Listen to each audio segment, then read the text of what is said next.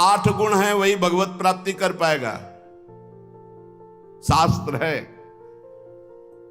दया सर्वभूतेषु शांतिरनुसूया शौच मानयासौ मंगल कार्पण्य मस्पृहा। कह रहे सबसे पहला है दया। दया सर्वभूतेषु। अगर आप साधक हैं, भजन मार्ग में हैं, परे वा बंधु वर्गे वा मित्रे द्वेष्टे वा सदा आपन्ने रक्षितव्यम तु दयैषा परिकीर्तिता। दया किसे कहते हैं? अपने पराये का भेद नहीं है। मित्र हो या शत्रु हो, वो भारी दुख में पड़ा हुआ है तो जितना हमें शारीरिक बल, बौद्धिक बल, तप बल प्राप्त है, हम उसका प्रयोग करके उसकी रक्षा कर ले, पर आसक्त ना हो। रक्षा करना चाहे वो मित्र हो या शत्रु हो, कोई भी हो। साधुता का हृदय, भक्त का हृदय कैसा होता है? परे वा बंधु वर्गे वा मित्रे द्वेष्टे वा सदा। वो पराया है, अपना ये भेद तो होता नहीं इस भगवत मार्ग के पथिक में। मित्र है या शत्रु है, अगर वो विपत्ति में फंसा हुआ है तो शरीर बल, तप बल, वाणी बल, हर बल के द्वारा हम उसकी रक्षा करेंगे, पर अपनापन नहीं करेंगे। जैसे मृग की रक्षा की पर अपनापन ममता कर लिया तो अगला जन्म मृग का बना। दया बिना साधु कसाई, और दया करी तो आफत आई। इसलिए दया बहुत संभाल के। दया क्या? हमारे जितना बल है हम आपके कल्याण के लिए प्रयोग किया और अलग हो गए। आसक्त नहीं हुए, कभी उससे धन्यवाद पाने की इच्छा नहीं की, उसे दया कहते हैं। दूसरा शांति। बाह्य चाध्यात्मिके चैव दुखे चोत्पादिते क्वचित न कुप्यति न वा हंति सा क्षमा परिकीर्तिता। ये साधक के लक्षण। पहला दया, दूसरा ऐसा क्षमा कि कोई आपको शारीरिक या मानसिक पीड़ा पहुंचा रहा है, आपको क्रोध नहीं आना चाहिए। उसे न मारना है, न कड़ुए वचन बोलने, न संकल्प के द्वारा उसको नष्ट करना है। इसी का नाम शांति, इसी का नाम क्षमा है। जिसके अंदर दया है, शांतिर क्षमा है। न गुणान गुणिनो हंति स्तौमि मंद गुणानपि नान्य दोषेषु रमते सानुसूया प्रकृतिता। गुणी के सद्गुणों का हनन अर्थात अपलाप न करना, किसी भी सद्गुणी में दोष ना निकालना। थोड़े गुण वाले प्राणियों को भी उत्साह बढ़ा देना भगवत मार्ग में। दूसरों के कभी दोषों पर दृष्टि डालकर उसे नीचा दिखाने के लिए न वर्णन करना, ये अनुसूया, इसे अनुसूया कहते हैं। दया, क्षमा, अनुसूया। और अभक्ष परिहारश्च संसर्गश्चापि निर्गुणैः स्वधर्मैः च व्यवस्थानं शौचमे तत्प्रकीर्तितम्। पवित्रता। शौच क्या? कभी भी अभक्ष पदार्थ ना खाना, जिसे शास्त्र निषेध करता है, कभी जबान पर नहीं जाना चाहिए। प्याज, लहसुन, मांस, मदिरा, नाना प्रकार के सब नहीं पाना चाहिए। एक बोले दीक्षा लिए थे कि पत्नी तो दीक्षा नहीं ले, पर वो प्याज लहसुन बना के खाती हो। कहती हम कोई गुरु मंत्र थोड़ी लिए, अब हम क्या करें, फिर खाना ही पड़ता है। कैसे खाना पड़ता है? वो अपनी निष्ठा पे, तुम अपनी निष्ठा पे नहीं आ सकते। अपनी निष्ठा पे आना पड़ेगा, या वो बदले या तो तुम बदलो। तुम कंठी तिलक लेकर बदल गए कि तुम प्याज लहसुन खा रहे हो, पत्नी खा रही इसलिए नहीं भाई। दोनों हैं, एक ही जगह भोजन बनना है तो एक को तो सुधरना पड़ेगा। या तो फिर आप अपने लिए रोटी ले लीजिए और नमक से पा लीजिए। जय दिन आप नमक रोटी पाएंगे तय दिन उसका हृदय जलेगा और उसको सुधरना पड़ेगा, प्याज लहसुन छोड़ना पड़ेगा। लेकिन जो गुरुमंत्र लेकर के अभक्ष पदार्थ खाता है वो अपवित्र बुद्धि हो जाती है, भ्रष्ट बुद्धि हो जाती है। इसलिए बहुत सावधान। हमने कई बार प्रार्थना की कि प्याज लहसुन तमोगुणी है, वो भजन में बहुत बाधक है, इसलिए उसको कदापि नहीं पाना चाहिए। अभक्ष परिहारस्य, बासी भोजन, दूषित भोजन, ये अभक्ष जो पदार्थ बताया गया है उसे नहीं पाना चाहिए। दुर्गुण रहित प्राणियों का संसर्ग नहीं करना चाहिए। पवित्रता का मतलब केवल स्नान ही कर लेना नहीं है। अभक्ष पदार्थ नहीं खाना और कुसंग नहीं करना। कुसंग भी अपवित्रता है। और स्वधर्म में दृढ़ रहना, इसी को पवित्रता कहते हैं। पवित्र भोजन पाना, सत्संग करना और स्वधर्म में दृढ़ रहना, सच्ची पवित्रता इसे कहते हैं। शरीरम पीड्यते येन शुशुभे नापि कर्मणा अत्यंतम तन्न कर्तव्य मनायासा च उच्यते। जो श्रेष्ठ भागवतिक कर्म के लिए अत्यंत कष्ट सहता है उसको अनायास तपस्या कहते हैं। भारी से भारी कष्ट को सहने के लिए तैयार रहे। बुखार है लेकिन हमें सत्संग में जाना है, शरीर पीड़ा में है लेकिन हमारी दिनचर्या है, हम प्रभु के दर्शन करेंगे जाके, हम सत्संग सुनेंगे जाके, हम अपने प्रभु की सेवा करेंगे, ऐसी होनी चाहिए। अनायास जो भगवत कृपा से तुम्हारे जीवन की पूर्ति के लिए आ जाए। प्रयास, विरक्त को प्रयास नहीं करना चाहिए, विरक्त को व्यापार नहीं करना चाहिए। विरक्त जो चाहे अनायासम शरीरम पीड्यते येन शुशुभे नापि कर्मणा अत्यंतम तन्न कर्तव्य मनायासा च उच्यते।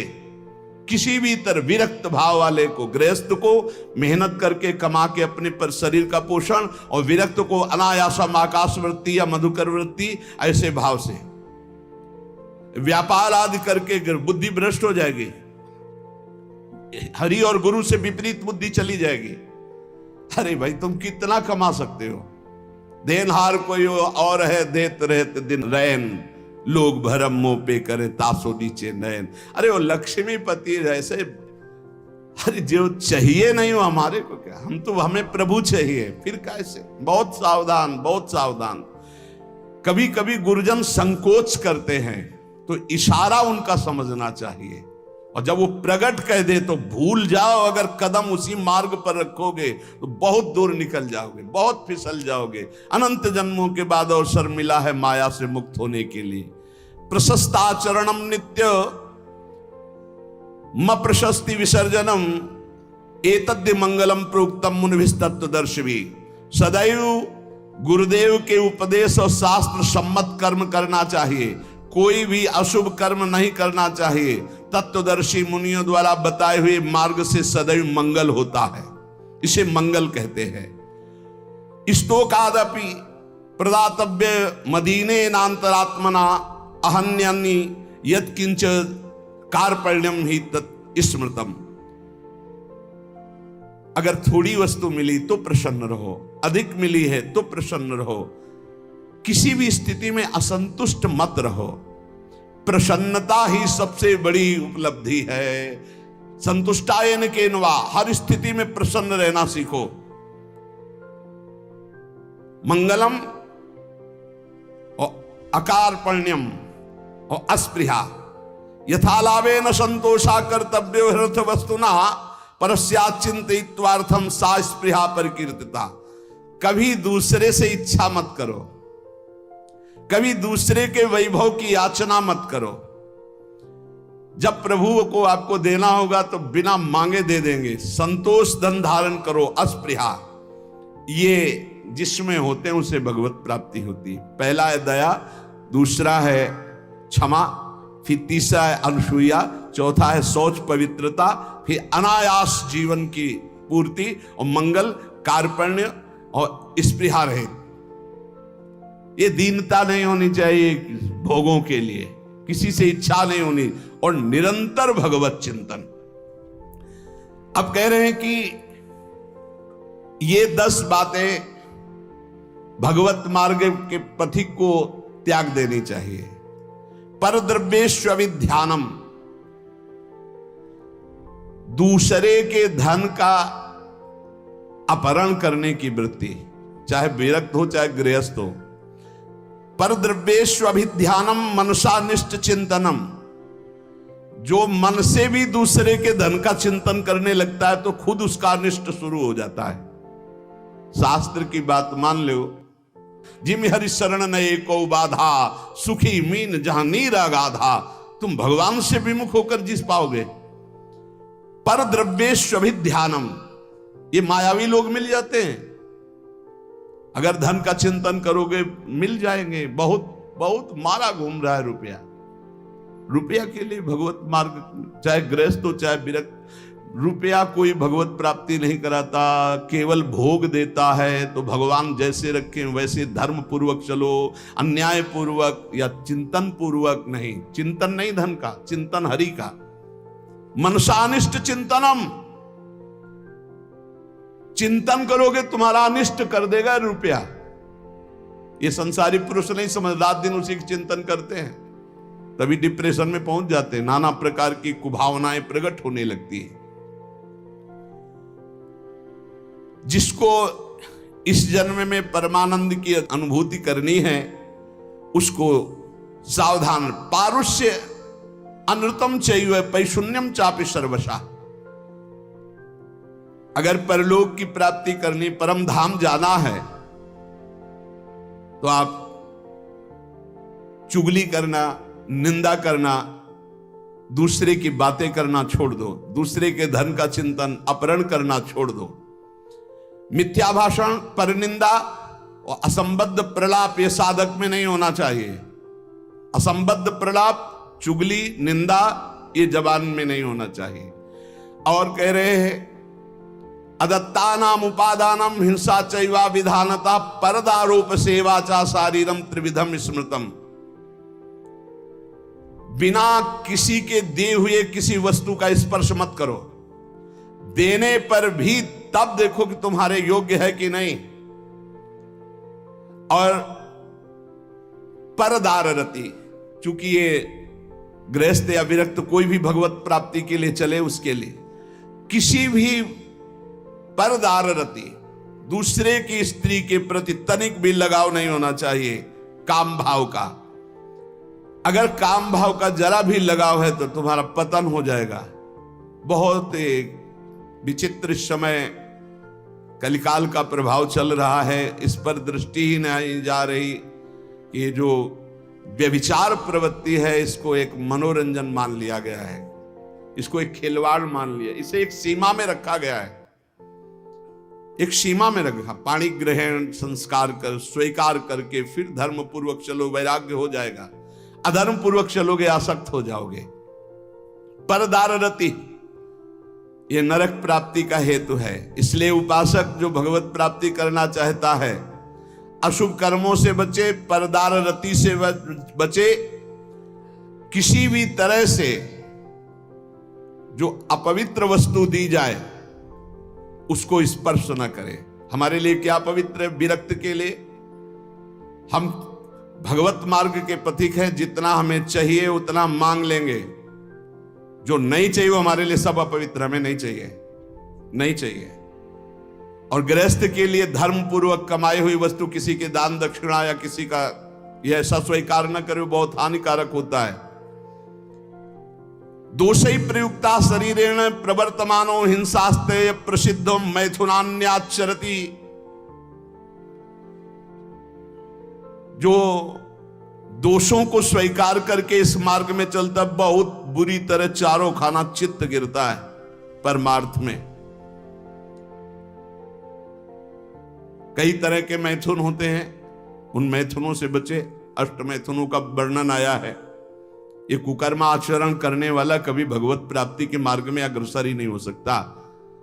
इसलिए शास्त्र है बहुत सावधानी से, गृहस्थ हो चाहे विरक्त, अगर शुद्ध सच्चिदानंद का आनंद लेना चाहते हो, दुखों से नहीं अपने आप को बचाना चाहते हो, तो हर प्रकार के मैथुनों से बचने की चेष्टा करें। पर पीड़यन, दूसरे को कभी दुख ना दे। मिथ्या भाषण, कशोर भाषण, ये सब कुकर्म के अंतर्गत ही आता है। परद्रोह, अन्याय पूर्वक पर द्रव्य ग्रहण नास्तिकता पैदा कर देता है। पर द्रव्य अन्याय पूर्वक ये नास्तिकता पैदा कर देता है, भगवान से बिल्कुल विमुख कर देता है। भगवान छूट गए तो सब मिला मिलाया, सब प्राण छूटने के बाद कुछ नहीं तुम्हारे पास। भगवान है तो सब कुछ है, नास्तिकता ना आने पावे। पर द्रव्य ग्रहण से अन्याय पूर्वक, न्याय कहते हैं जो धर्म शास्त्र आज्ञा करते हैं, अन्याय पूर्वक धन ग्रहण करना ये नास्तिकता पैदा कर देता है। नास्तिकता क्यों आई है? क्योंकि पापाचरण है, तभी नास्तिकता आती है। उपासक को सावधानी पूर्वक दुष्संग से बचना चाहिए। दुष्संग कई तरह का होता है। यदि दुर्जनों का संग मिल जाए तो जैसे 10 वर्ष सत्संग करने से आप उज्जवल हुए, तो 10 दिन का दुर्जन का संग आपको नष्ट कर देगा। तो कहते दुर्जनस्य ही संगेन सुजनोपि विनश्यति प्रसन्नम जलमित्याहु कर्दमयी कलुषीकृतम। जैसे अति निर्मल जल बहुत दिनों में होता है, हिलन डुलन नहीं हुई, धीरे धीरे वो शांत निर्मल होता है, लेकिन उसमें जो ही कोई घुसेगा तो पूरा मलिन हो जाएगा। ऐसे ही मन को निर्मल करने में बहुत समय लगता है, लेकिन दुर्जन का संग चरित्र दूषित करके हृदय को मलिन कर देने में बिल्कुल देर नहीं लगती। इसलिए दुर्जनस्य ही संगेन सुजनोपि विनश्यति। बड़े बड़े सज्जन पुरुषों का नाश भी दुर्जन पुरुषों के संग से हो जाता है। एक बार यदि दुर्जन का संग हो जाए तो निकलना मुश्किल होता है। बड़े बड़े सज्जनों के हृदय में भगवत मार्ग पर अविश्वास पैदा करके नास्तिक बना दिया दुर्जनों ने। जब दुर्जनता का संग हो जाता है तो वो दुर्जन पुरुष बड़े बड़े सज्जनों के प्रति भी दोष दर्शन करता है।